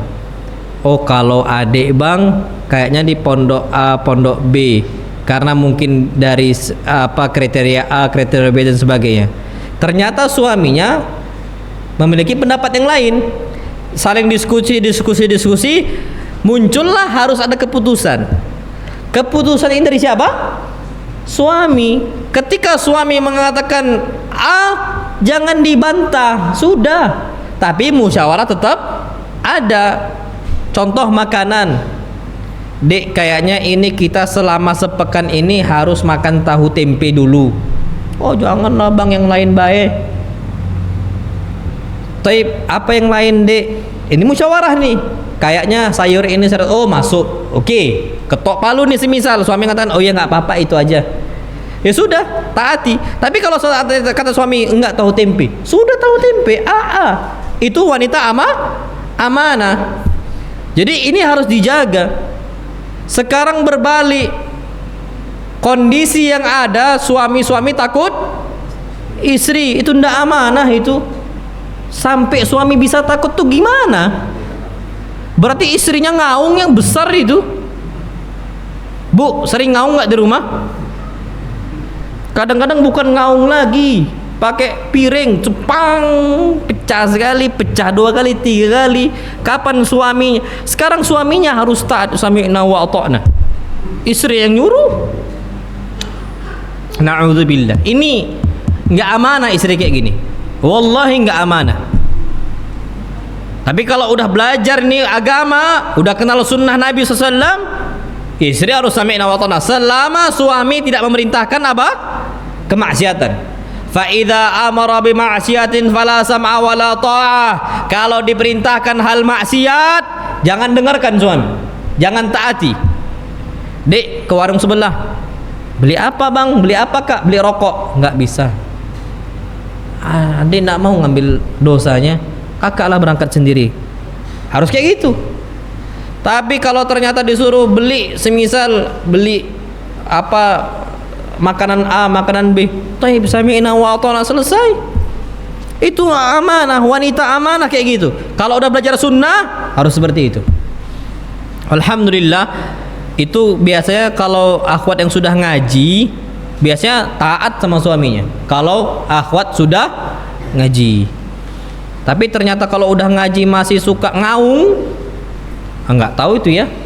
Mungkin ngajinya sebulan sekali. Udahlah sebulan sekali ngobrol pula lagi di belakang. Mungkin. Jadi kurang berefek, kurang ambil faedah di situ. Itu yang perlu kita perhatikan. Taib. Kemudian apa? Wa tahfadhu ghaibataka fi nafsihi wa malika. Istri yang terbaik adalah yang amanah, menjaga kehormatan diri dia dan menjaga harta engkau ketika engkau nggak ada. Masya Allah. Suami manda, dia jaga kehormatan yang nggak ada suami, bukan urusan. Dia nggak akan ngumbar aurat dia. Dia nggak akan ngumbar istilahnya kecantikan diri dia. Dia tidak akan menjatuhkan kehormatan diri dia. Dia apa? Jaga kehormatan diri dia ketika suami tidak ada. Itu adalah wanita terbaik. Anda ambil contoh sekarang, na'udzubillah, kadang-kadang kala muslimah sekarang berjilbab besar kalau di luar, auratnya nampak di dalam rumah, tembok tuh tembus. Dengan apa? Gadget zaman sekarang, na'udzubillah, Facebook ada, Instagram ada, semua sosial media itu na'udzubillah ada. Orang di luar itu bisa lihat kondisi dalam rumah, tembok besar nggak dijaga. Ada tembok kita nggak bisa ngobrol secara langsung, betul. Banyak akhwat-akhwat nggak bisa ngobrol secara langsung dengan ikhwan. Ada apa? Tembok rumah dia, tapi bisa berbicara lewat apa? Chatting, lewat WhatsApp-nya, lewat SMS-nya. Itu terjadi, na'udzubillah tsumma na'udzubillah. Berarti nggak amanah sama suaminya. Makanya ketika sebelum kita ninggalkan istri manda, Anda tekankan untuk bapak-bapak semua, pegang kepala istri atau doakan istri, astaudi'ukillah alladzi la tadi'u wada'i'uhu. Wahai istriku, aku titipkan engkau kepada Allah. Titipkan, Pak. Karena na'udzubillah sekarang ini siapa yang jamin? Apalagi apa? Harta suami nggak dijaga. Istri menghabiskan harta suami untuk dia menikmati sama selingkuhan dia. Na'udzubillah. Ada. Wallahi ada. Itu yang merusak rumah tangga seseorang. Tidak amanah di situ. Padahal yang nyari maisha siapa? Suaminya. Suaminya kerja siang, keluar kerja malam, keluar sip-sipan semisal. Kalau orang udah sip-sipan ini kan waktunya nggak teratur itu. Nggak terjaga, na'udzubillah. Diingatkan, nggak mau, itu terjadi. Nah, kalau udah seperti ini, Pak, istri seperti itu, sudah akan sulit kondisinya ketika mendapati pasangan yang nggak amanah. Makanya kita perhatikan, sampaikan ke rumah, Dek, tadi disampaikan sama Ustadz, jagalah amanah. Kalau seandainya kakak hatta cuman nakok saja, cuman sebentar dari semisal jam 7 sampai jam 10, jaga kehormatan diri, jaga harta sebaik mungkin, jangan kemana-mana dan sebagainya. Itu harus betul-betul dijaga agar kita dilindungi oleh Allah Subhanahu wa ta'ala. Taib, terakhir, masih ada waktu soalnya. Terakhir, insyaallah, pasangan suami istri berikut yang kelima, berbicara lemah lembut. Sampaikan apa yang mau kita sampaikan dengan suara yang lembut. Karena walhamdulillah pasangan kita itu Allah kasih dua apa? Telinga, satu lisan. Maksudnya nggak perlu pakai suara yang keras, kecil saja sudah cukup satu lisan. Karena pasangan kita punya dua telinga, mudah untuk dengar. Satu tuli, satu bisa dengar. Apalagi kalau dua-duanya tidak tuli, dengar, nggak usah mencak-mencak, teriak-teriak itu nggak usah. Dan ini perintah Allah dalam surat Luqman. Apa kata Allah? Waqsid fi masyika waghdud min sautik. Engkau kalau berjalan, berjalanlah dalam kondisi sederhana. Nggak usah istilahnya busungkan dada, nggak usah. Normal saya jalan. Kemudian apa? Waghdud min sautik. Kalau ngomong itu dalam kondisi lembut, nggak usah sampai ngangkat suara tuh, nggak usah. Kenapa? Inna ankaral aswati la sautul hamir. Seburuk-buruk suara apa? Keledai. Jadi bapak-bapak kalau jumpai istrinya mencak-mencak terus, ngangkat suara terus, ngomong, Dek, kok kayak suara keledai ya? Ngomong aja sudah, Dek, kayak suara keledai sudah. Ini Allah firmankan dalam surat Luqman. Adik buka ayat apa? Ayat 19. Surat Luqman, buka ayat 19. Ngomong itu waqdud min sautik, rendahkan suara. Kemudian apa? Inna ankaral aswati la sautul hamir. Sampai kata Allah, disamakan orang yang suka teriak-teriak itu seperti suara apa? Keledai. Kalau ringkikan suara keledai itu tidak enak didengar. nggak enak. Makanya sampaikan, adik ini bukan keledai loh, manusia anggun yang Allah ciptakan dalam kondisi suara yang lembut. Pernah sekali Aisyah ngangkat suara untuk Nabi SAW, Allah langsung peringatkan. Masya Allah. Apa kata Allah? La tarfa'u aswatakum fawqa sautin Nabi. Jangan sekali-kali angkat suara kalian di atas suara apa? Nabi.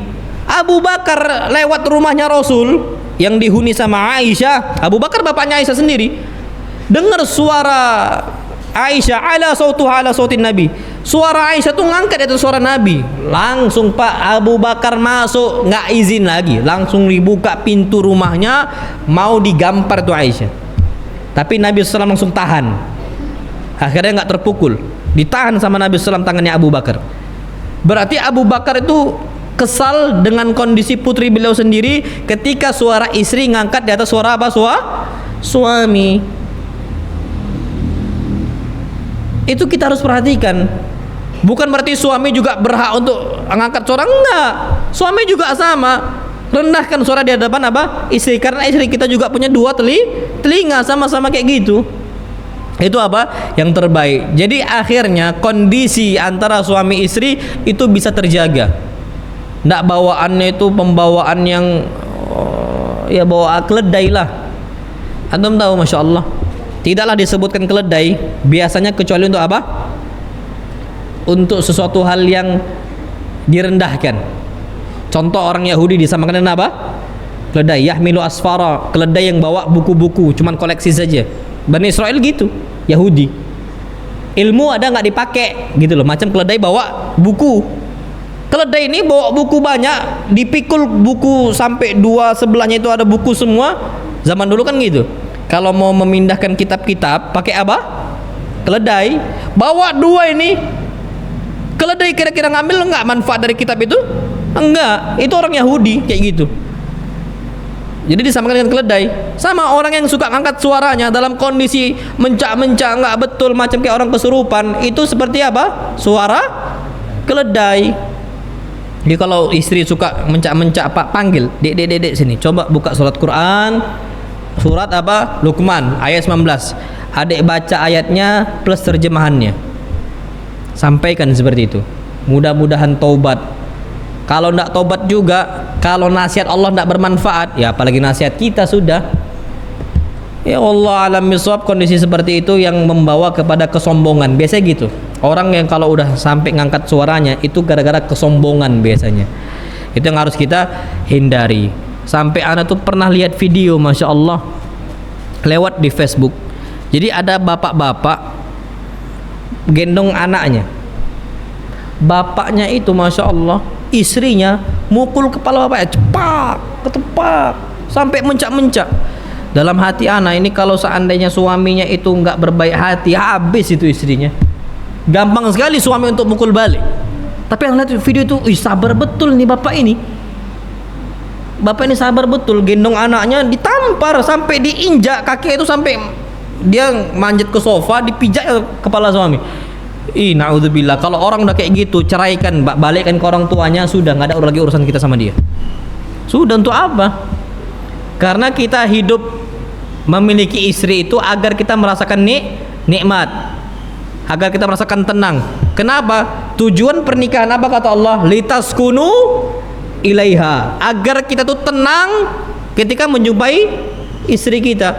Makanya perhatikan, wallahi kita perhatikan, Nabi Adam Allah ciptakan Hawa untuk dia ketika di dunia atau di surga? Di surga. Dengan segala kenikmatan yang dimiliki oleh Nabi Adam alaihi salam, tetap kurang kalau tidak ada istrinya. Allah ciptakanlah Hawa, tenang akhirnya jiwanya siapa? Adam. Litaskunu ilaiha.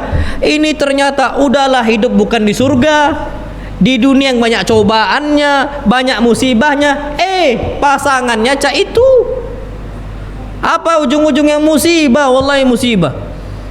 Makanya kalau udah seperti itu, Pak, ya sudah, mau gimana lagi, memang berarti memang bawaannya nggak baik, suka mencak-mencak dan sebagainya. Makanya sampaikan, Pak, ini penting untuk istri-istri agar mereka ini tahu kedudukan suami.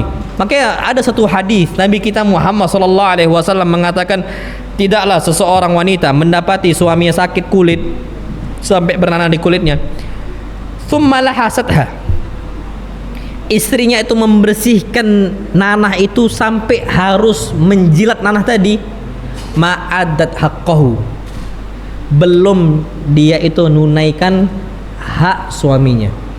Sampai seperti itu, jilat nanah biar sembuh itu harus dijilat nanahnya oleh istrinya. Tetap kata Nabi SAW belum dia sempurnakan apa? Hak suaminya. Masya Allah. Berarti kan tinggi sekali. Sekarang kita jumpai di kalangan awam kaum muslimin, nggak tahu ya kok nggak lagi berharga suami. Ana ambil contoh. Ini ikhwan sudah ngaji.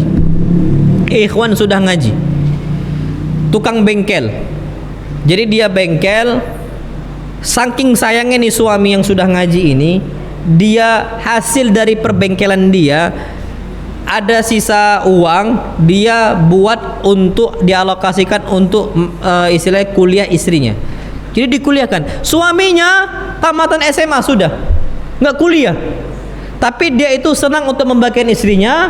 Akhirnya dia kuliahkan istrinya pakai usaha suami. Disekolahkan, dikuliahkan sampai tamat S1.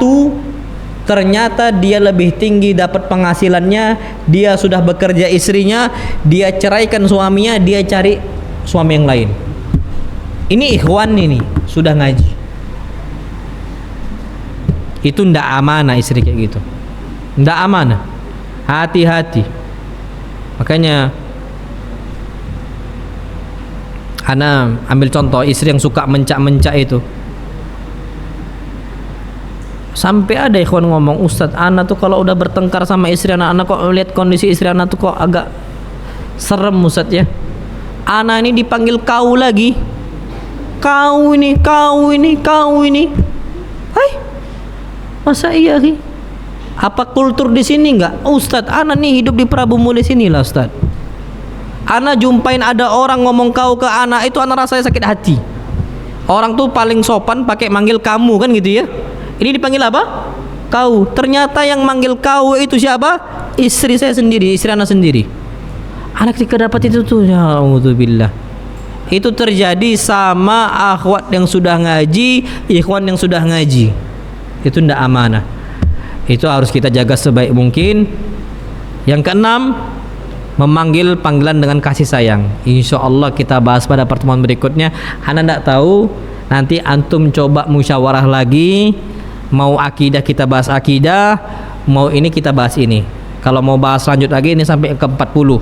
Tapi kalau seandainya mau akidah nggak ada masalah. Anda pilih akidah yang bagus, kita butuh, itu penting sekali.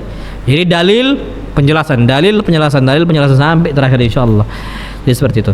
Tapi ana kabarkan ke bapak-bapak semua, kepada jamaah semua, insyaallah ana baru bisa nanti kajian bulan depan tanggal 27 karena ana mau berangkat umrah. Jadi tidak bisa pekan depan, tidak bisa sampai nanti akhir pekan, akhir bulan, hari Senin tanggal 27 baru anda bisa insyaallah. Jadi antum coba matangkan, musyawarahkan. Kalau mau ini mau dibahas ini nggak apa-apa, tapi kalau sampai akidah juga nggak apa-apa. Ana bebas, terserah antum, karena antum yang manggil ana, ya antum lah pilih yang terbaik untuk kondisi rumah tangga antum, jiwa antum dan sebagainya. Wassallallahu Nabi Muhammad. Ini apa yang sampaikan. Subhanakallahumma bihamdika asyhadu an la ilaha illa anta astaghfiruka wa atubu ilaik. Ada tanya jawab enggak? Ana fadhal, Pak. Waalaikumsalam warahmatullahi wabarakatuh. Ini bukan semir tapi sampo. Nah, Tapi bisa merubah. Ini apapun. sampo rubah warna hitam. Iya, sampo maksudnya sampo itu hilang tutupan tadi. Taib, kalau ternyata itu ada pewarnanya enggak boleh. Warna hitam loh ya. Enggak boleh, berarti dia ini pewarna rambut gitu. Hatta dinamakan sampo. Kita itu jangan tertipu dengan penamaan, tapi dengan hakikat. Makanya ada sebuah kaidah disebutkan al-ibratu bil haqa'iq la bil musammayat. Yang kita anggap itu hakikat, bukan penamaan. Kalau hakikatnya pewarna rambut, walaupun dinamakan sampo, tetap tidak boleh kalau warna hitam, karena dia mewarnai rambut jadi hitam kayak gitu. Nah, itu nggak boleh. Tapi kalau ternyata itu memang murni sampo, cuman dia itu minyak yang ternyata membuat rambut tuh sehat, Jadi akhirnya macam kemiri, itu bukan pewarna, Pak. Karena nggak bisa orang sekali pakai langsung apa? Hitam, itu nggak bisa. Itu bukan pewarna. Maka itu diperbolehkan. Jadi seperti itu. Jadi yang kita ambil tuh hakikatnya bukan penamaannya. Sekarang riba, biar dia itu diterima sama masyarakat, nggak dinamakan riba, tapi apa? Bunga. Pak, bunganya sekian persen. Coba dibilang, Pak, ribanya sekian persen. Nggak akan laku bang itu. Tapi dinamakan apa? Bunga. Pak, bunganya sekian persen. Antum mau? Mau. Kalau bilang, Pak, ini ribanya 2%. 1% aja seperti menzinai ibu sendiri. 1%. Ini berapa persen? 2 kali dia setubuhin ibu dia. Na'udzubillah. Itu kondisinya. Jadi yang perlu kita perhatikan, jangan sampai tertipu dengan penamaan. Makanya iblis pertama kali nipu Adam dengan cara apa? Penamaan. Buahnya dinamakan buah apa? Khuld, khalidina fiha. Khuld, apa artinya khuld? Kekal. Kapan makan buah itu kekal. Tertipu Nabi Adam. Dikira kekal, hakikatnya malah membinasakan. Akhirnya bukan malah kekal di surga, malah turun ke bumi. Itu penamaan, tertipu dengan penamaan. Wallahu alam bissawab. Jadi seperti itu. Nah, fadhol Pak. Assalamualaikum warahmatullahi wabarakatuh.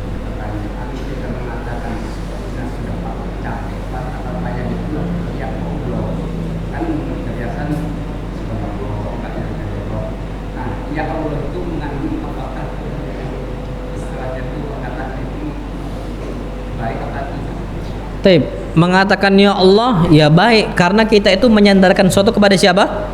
Allah. Contoh kita lagi kondisi berat, kita mengatakan ay Rabbi ya Allah, atau Allahumma ya Allah. Itu aslinya hakikatnya kita itu mau menyandarkan masalah kita kepada siapa? Allah. Tapi yang nggak boleh nyebutkan Allah tok tanpa ada indikasi qarina apapun. Makanya ada orang zikir Allah sampai terakhir tinggal hu. Allahu kan tinggal akhirnya apa? Hu. Nah, ini nggak boleh. Tapi kalau kita ngomong kena musibah, Allah, itu maksudnya kita sandarkan musibah kita kepada siapa? Allah. Bagus, nggak ada masalah. Itu maksudnya. Jadi sesuaikan dengan qarina. Tapi kalau nggak ada masalah, bukan lagi kondisi senang, memang mau zikir dengan menyebutkan Allah, itu nggak dihitung sebagai apa? Zikir tasbih, kata para ulama. Ini yang dilakukan oleh orang-orang sufi. Banyak sekali sufi yang kayak gitu. Sampai terakhir tinggal ujungnya doang. Huwa maksudnya. Huwa tuh dia. Sampai kata dia, zikir huwa pun dapat pahala. Hu. Kenapa diambil dari huwallahul ladzi la ilaha huwa. Nah, itu zikir sufi. Itu bukan hitung ibadah. Tapi kalau kondisi sulit kita ngomong ya Allah, itu hitung ibadah. Namanya itu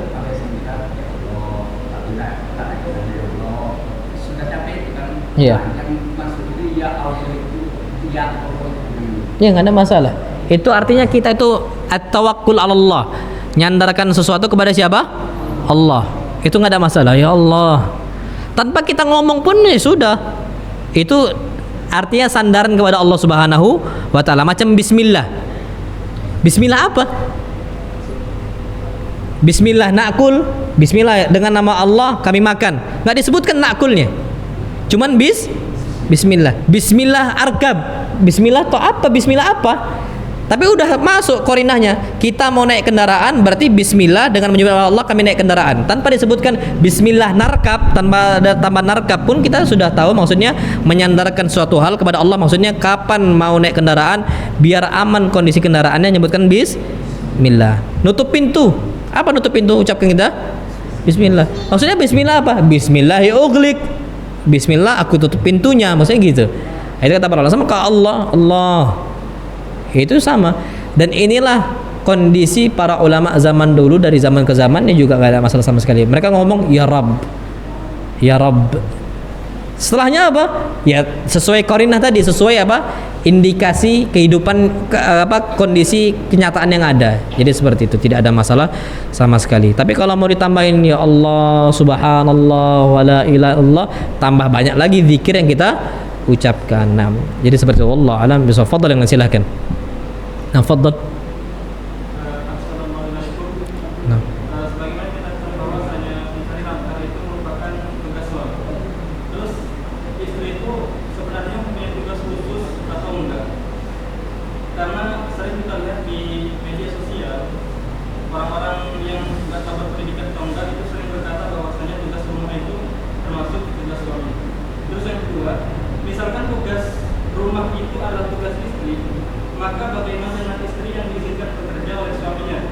Karena banyak sekali suami dan istri itu saling membantu dalam mencari kehidupan. Terkadang dikarenakan berkarir, wanita bisa melayani tugas rumah tersebut.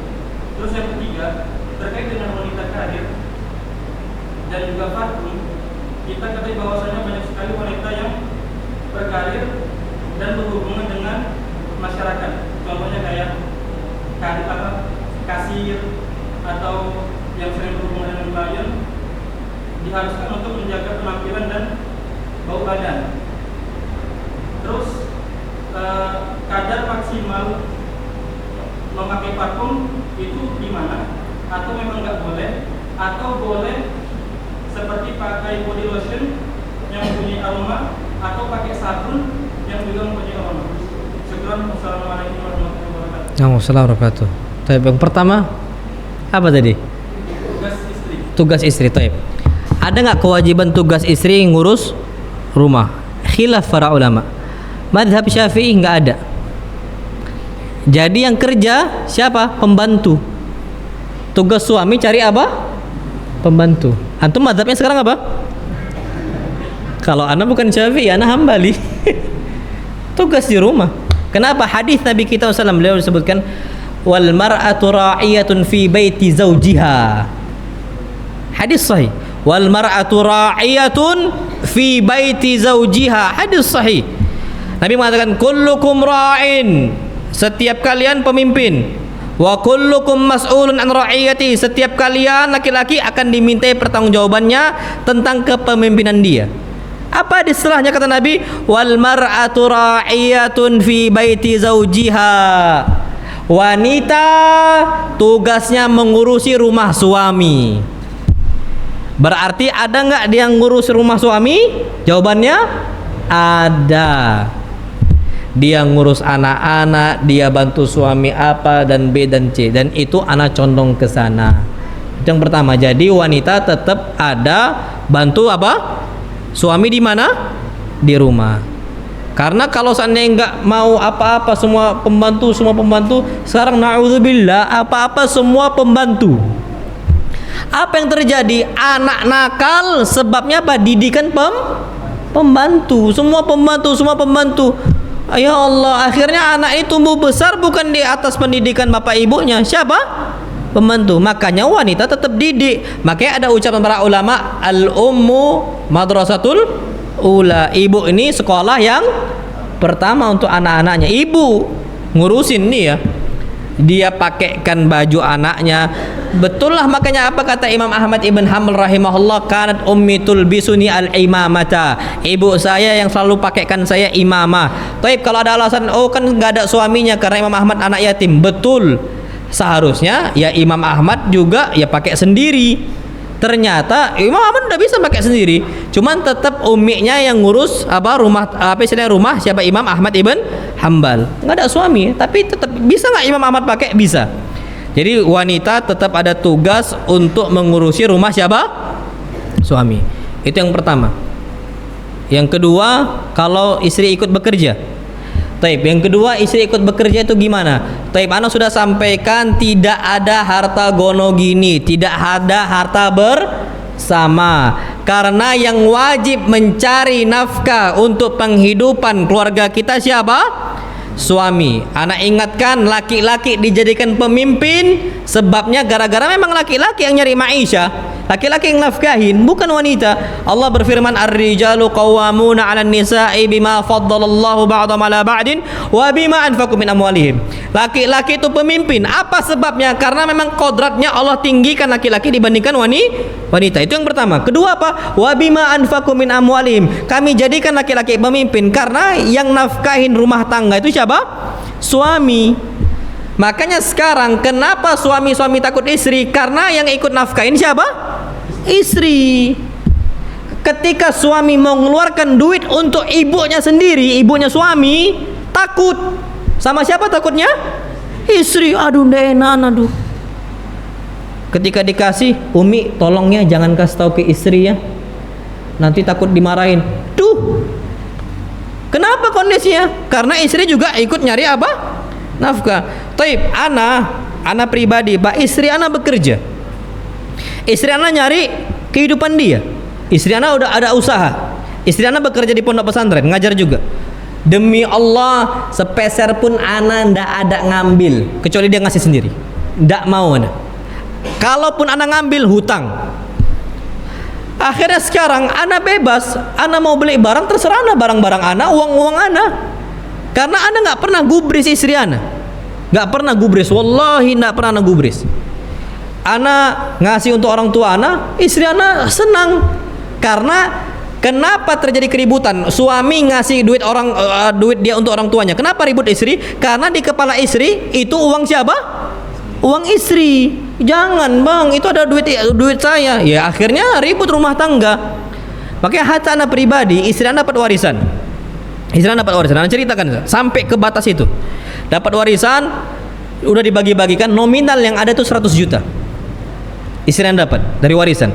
Anak ngomong ke istri anak, "Dek, kesempatan papa udah meninggal. Kesempatan berbakti ini sekarang. Mama nggak ada lagi pekerjaan, mama nggak ada lagi petopangan hidup dan sebagainya. Balikkan semua itu uang. Balikkan.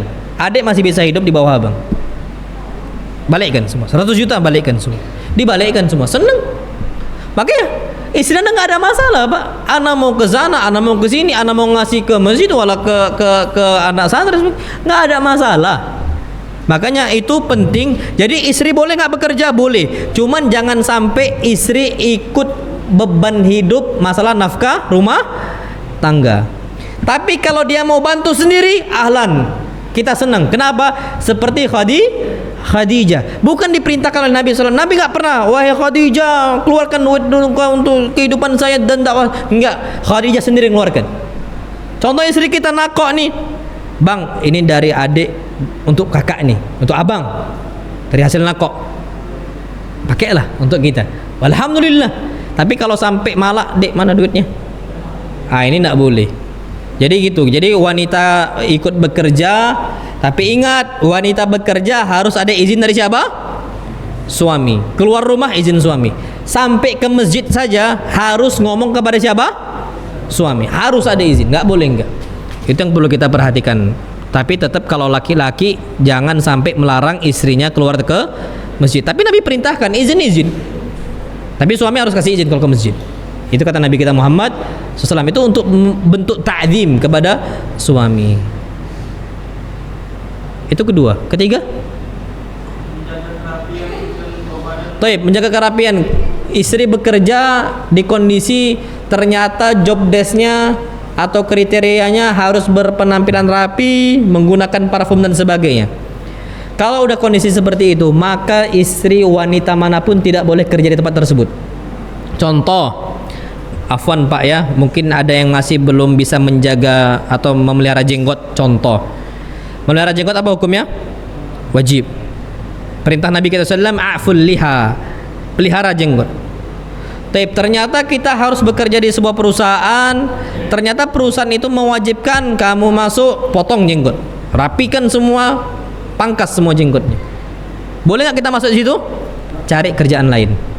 Cari kerjaan lain. Kita bekerja sebagai pencukur. Ternyata kebiasaan di kita yang mencukur juga sekalian mencukur apa? Kumis dan jenggot. Mas potong juga jenggot saya. Kalau seandainya mau dicukur jenggotnya juga, cari pangkas yang lain. Jangan ke saya. Harus ada sikap seperti itu. Nah, jadi kalau seandainya kita di bawah wewenang yang kita diperintahkan maksiat, jangan taati. Taib, yang ke 4, bolehkah wanita pakai sabun, pakai body lotion dan sebagainya? Wallahu alam boleh. Sekarang pakaian baju ada namanya deterjen. Nyuci baju pakai apa kita? Deterjen. Ada nggak wanginya? Ada. Ditambah lagi apa setelah deterjen itu? Multu. Pewangi apa namanya? Hah? Iya, apa ada multu? Multu ini merek. Adalah pokoknya pewangi. Setelah pakai deterjen kita bilas dan sebagainya, direndam pakai pewangi.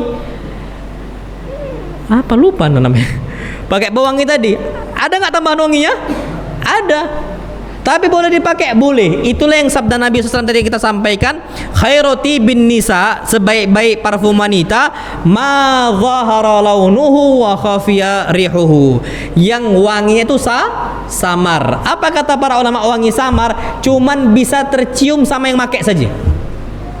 Orang pakai cadar tercium nggak wanginya? Kalau pakai pewangi kecium. Jilbabnya kecium. Cuman khusus untuk yang apa?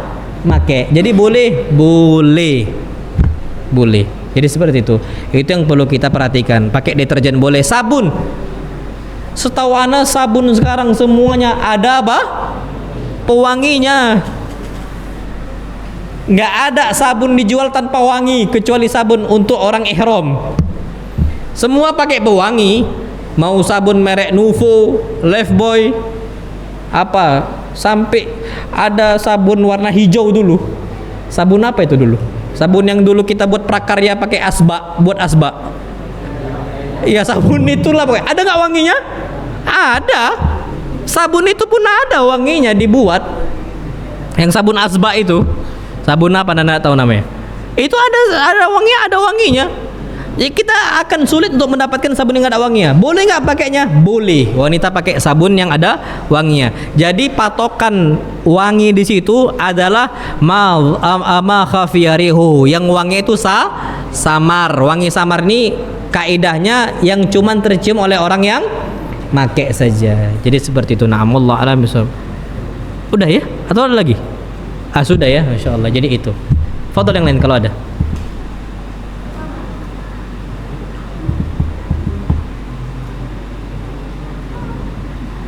Tapi nggak ada ya, kita tutup sini, kurang lebih ana mohon maaf. Nanti paling ana tinggal komunikasi sama Pak Supron atau sama Ustaz Opan, nanti yang lebih mudah untuk berhubungannya, berkomunikasinya. Insya Allah nanti ana tanyakan kira-kira mau akidah atau lanjutkan ini lagi. Tapi kalau antum kita mau lanjut Pak, saran ana bawalah istrinya, sekalian disinggung. Iya, sekalian kena gitu. Karena kalau ana sampaikan ke antum sampaikan ke istri, mental juga. Mental, dek kata Ustadz gini, mana ada kate-kate katanya. Itu mah bawaan abang buat sendiri kali kan gitu. Mungkin. Jadi maksudnya itu sekalian dibawa, sekalian dengar dan sebagainya. Allah alam bisawab, kurang lebih ana mohon maaf. Kalau ibu-ibu ada tersinggung ana mohon maaf. Kalau bapak-bapak ada tersinggung juga ana mohon maaf. Wabillahi taufiq wal hidayah. Assalamualaikum warahmatullahi wabarakatuh.